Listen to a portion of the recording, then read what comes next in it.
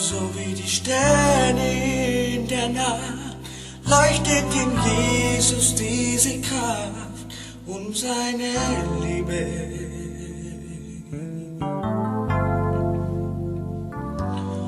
Heute will er dich erfüllen mit seiner Kraft und Herrlichkeit und seiner Liebe.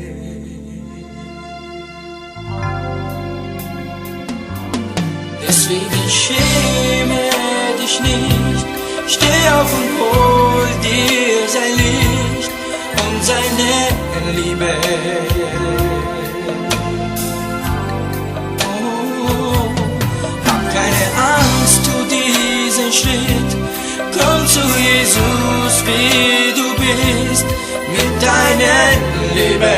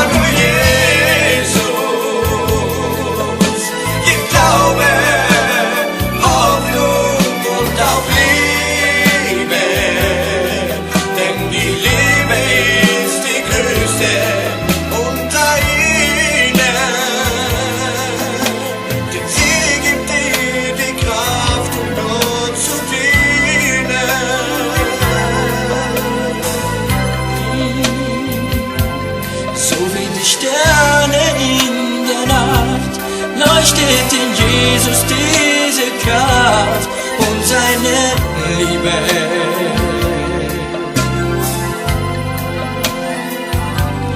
Heute will er dich erfüllen mit seiner Kraft und Herrlichkeit und seiner Liebe.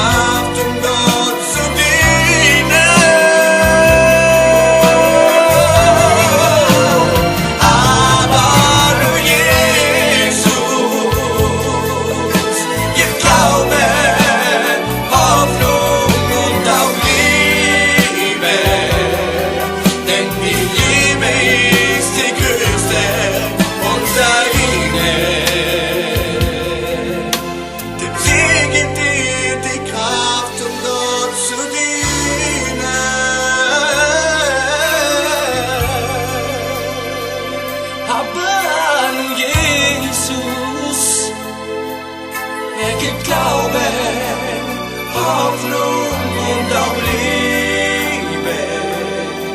Denn die Liebe ist die größte unter ihnen.